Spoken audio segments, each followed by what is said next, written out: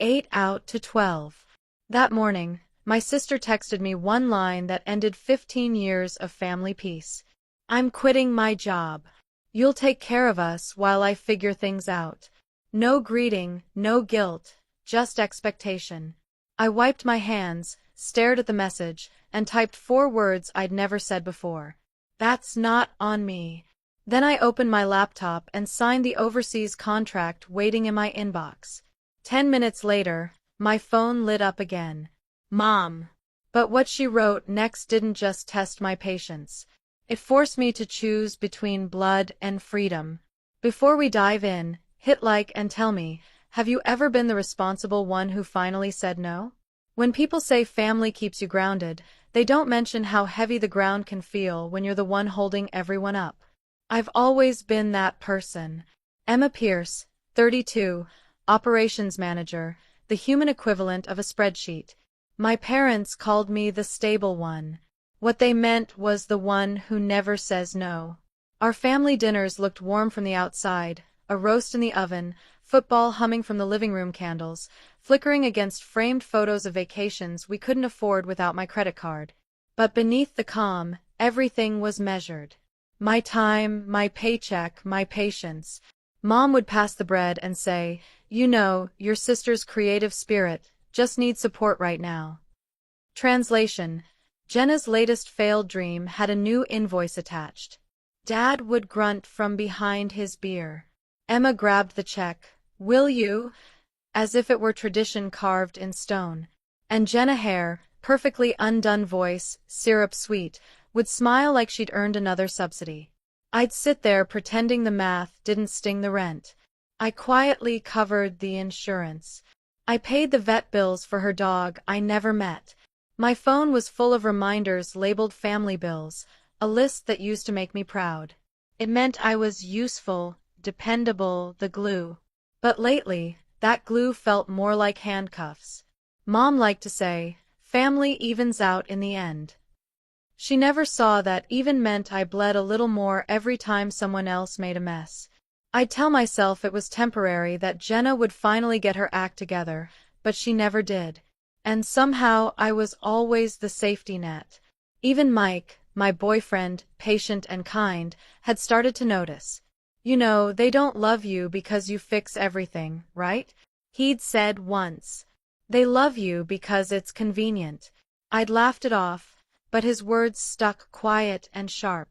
The last Sunday dinner I went to, I remember Jenna breezing in 20 minutes late, wearing an outfit that cost more than my week's groceries. Mom hugged her like she'd returned from war. You've had such a hard week, she cooed. I poured the wine, pretending not to hear.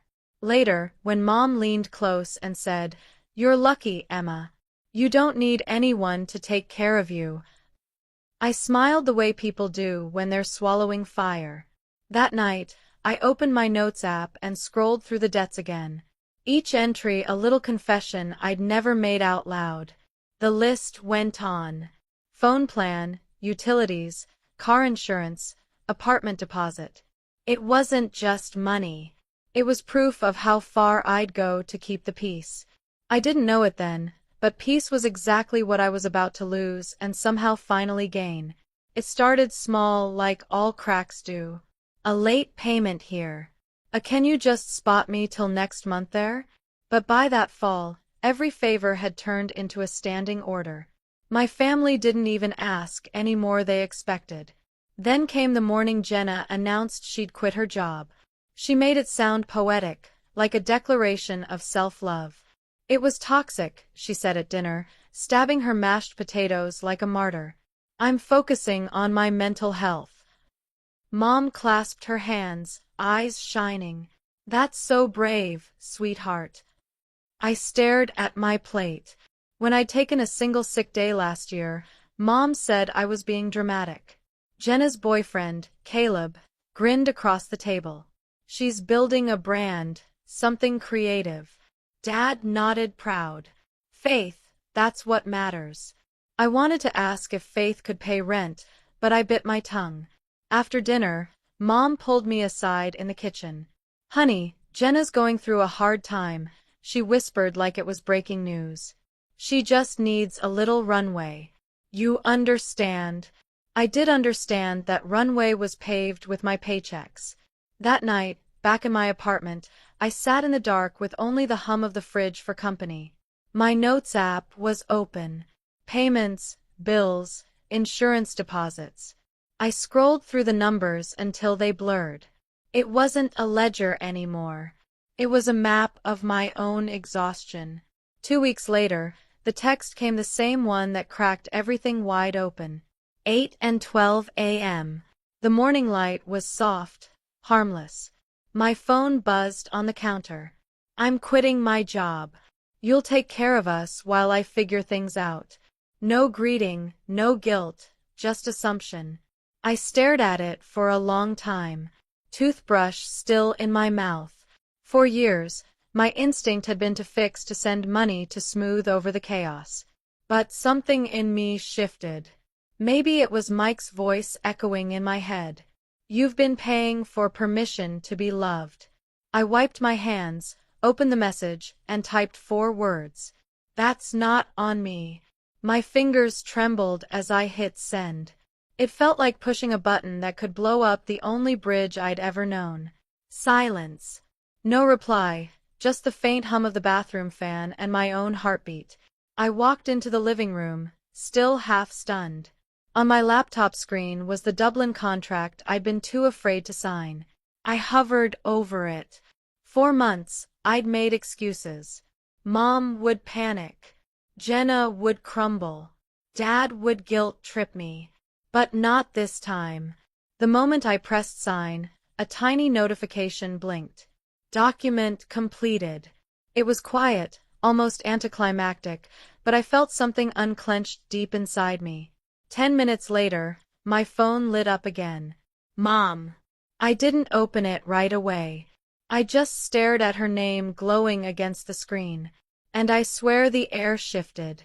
Whatever came next, I already knew it wouldn't be love. It would be the price tag for saying no. Mom's text came exactly 10 minutes later, like clockwork. If you won't help your sister, don't come to Thanksgiving. I stared at it until the screen dimmed. 4 years, those words would have crushed me.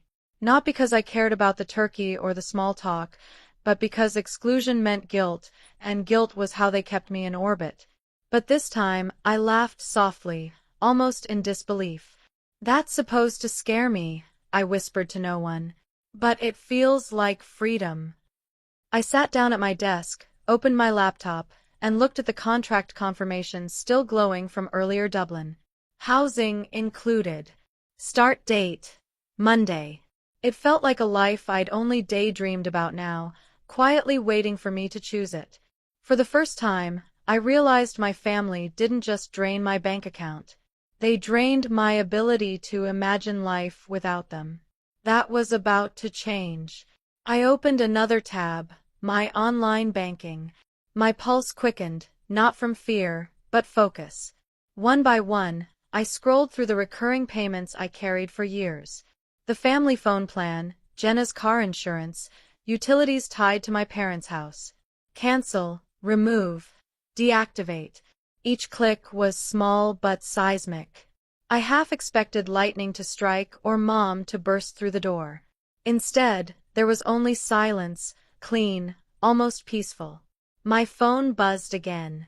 A voicemail from Aunt Rose. This time, sweetheart, family gives and receives. Maybe you can give a little more this season. God will bless you back tenfold. Delete. Mike called later that night. His voice was warm, steady. You did it, didn't you? I think so, I said. I finally said no. You didn't say no. He corrected gently. You said yes to yourself. That line stuck. After we hung up, I started a new document labeled Exit Plan. I typed it in bold. Underneath, I listed every step like instructions for survival. Remove my name from their phone plan. Unlink Jenna's car insurance. Cancel utilities at the parents' house. Freeze shared credit lines. Transfer savings to a new account. Each line tightened a knot I hadn't realized was still loose. When I finished, I sat back and exhaled. For the first time in years, my life didn't look like a to-do list written for someone else. Still, the old habits tugged at me. I kept checking my phone, expecting Mom to call, expecting an apology that never came. By midnight, 23 unread messages blinked on my screen. None of them said, "I'm proud of you." Most said some version of, "You'll regret this." Maybe I would, but regret at least would finally belong to me. As I shut my laptop, the Dublin contract notification blinked again, a reminder. Flight confirmed. 5 days, I whispered it out loud, testing the sound. 5 days till freedom. Mom didn't wait long to escalate. By the next morning, my phone was a war zone. Group texts, missed calls, guilt dripping from every message. Mom, family meeting tonight. Dad, we expect you here at 7. Jenna, don't make this harder than it already is. It was astonishing how fast they could turn. Please help into how dare you. I stared at the screen for a long time before typing the simplest answer of my life. I won't be there. Almost instantly, the typing bubbles appeared. Mom, you will. Jenna, you're unbelievable. Dad, watch your tone. I silenced the chat and turned my phone face down. The quiet felt holy. At 6:52 p.m., the doorbell rang anyway. When I checked the peephole, Dad stood there still in his work shirt, jaw tight. Open the door, Emma. No, don't play games. I'm not. He muttered something under his breath about disrespect, but I didn't move. Finally, the footsteps faded down the hall. I locked the deadbolt twice, leaned against the door, and let out a shaky breath. They weren't coming to talk. They were coming to win. The next day, Mom tried a softer weapon, a voicemail. Her tone sugar-coated and trembling. Sweetheart, Jenna is trying her best. She needs a little support just this once. Think about what family means. I deleted it halfway through. By evening, I got a FaceTime call. The family conference. I almost didn't answer, but part of me wanted to see their faces. Wanted to finally stop pretending. When the screen lit up, all three were there. Mom in the kitchen, Dad at the head of the table, Jenna beside her with swollen eyes and perfect lighting. Caleb hovered in the background, pretending to fix something on his phone. Emma, Mom started softly. Can we please talk like adults? I thought that's what I've been doing, I said. Jenna jumped in. You embarrassed us. You made me look like a beggar. I didn't make you anything, I replied. You sent a demand and I declined. Her lips trembled. You don't believe in me. You never have. That one stung, not because it was true, but because it used to work, Jenna, I said carefully. Belief isn't a bank loan. Caleb chuckled low and condescending.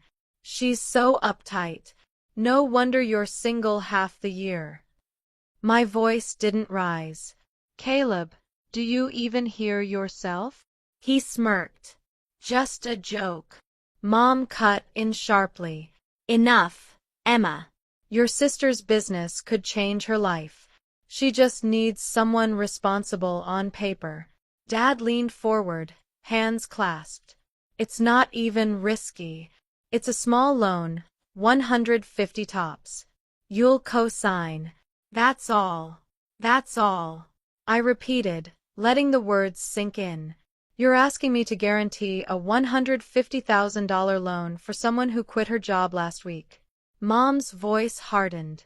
Don't be dramatic. We raised you better than this. I felt something snap. Not anger, just clarity. You didn't raise me to say yes. You raised me to survive saying no. The silence that followed was thick enough to touch. Dad's face flushed. Watch your tone. I said evenly. It's calm. Mom's eyes narrowed. So that's it. You're walking away from your family. I'm walking away from being your financial plan. Jenna started crying, mascara pulling at the corners of her eyes. You're punishing me for being different. I'm setting boundaries, I said. There's a difference. Mom slammed her hand on the table. You'll regret this, Emma. I nodded once, maybe, but I'll regret it on my own dime. I ended the call. Seconds later, the group chat exploded. Paragraphs from Mom, threats from Dad, emojis from Aunt Rose. One message from Jenna. You destroyed this family. I didn't reply. I turned off notifications, opened my exit plan, and started checking boxes. Removed from phone plan, unlin insurance, canceled utilities, closed shared credit line. Each completed task felt cleaner than the last. By midnight, 43 missed calls blinked on the screen. None from Mike, he knew. When the phone rang again, I finally picked up. Hey, he said quietly. You sound lighter. I think I'm just done, I said. Then do something about it. Not for revenge, for peace. That line hit deeper than I expected. At 1:04 a.m., I drafted one last message to my mother. I'm leaving for Dublin Monday. Please stop contacting me unless it's an emergency. I hovered over send, hand trembling. Then I pressed it. The next morning, the retaliation came fast. Posts on Facebook about ungrateful children. Aunt Rose's chain messages about forgiveness. Jenna's cryptic story. Sometimes the ones you love hold you back. They wanted me to feel shame. Instead, I felt still. When Monday came, I zipped up my suitcase. The air in my apartment was cold clean. Every bill in my name, every key in my hand. For the first time in years, the absence of noise felt like a blessing. Days turned into weeks. I got promoted early, led my first project, made friends who didn't need rescuing. One afternoon, I scrolled through old notes, the payments bills, utilities list I'd once treated like scripture. At the bottom, I added one final line. Debt cleared emotionally and otherwise. A month later, Mom left a voicemail. Her tone was softer this time. We're fine, sweetheart. Jenna found part-time work. Your dad says hi. I didn't call back, but I smiled anyway. Distance was doing what love never could. It made things kinder. Sometimes I'd stand by the window watching the canal lights ripple. The old Emma would have felt guilty for feeling okay. The new one just whispered, I earned this. Sunday morning, sunlight spilled across the kitchen table, catching the steam from my coffee. No buzzing phone, no new demands, just quiet. I thought about that first text, the one that ended 15 years of family peace. You'll take care of us. Maybe once I would have, but not anymore. I used to mistake being needed for being loved. Now I know real love doesn't drain you, it steadies you. I looked out over the Dublin skyline, smiling to myself. Peace didn't come with fireworks, it came with silence. If you've ever chosen peace over guilt, share your story below. You're not alone.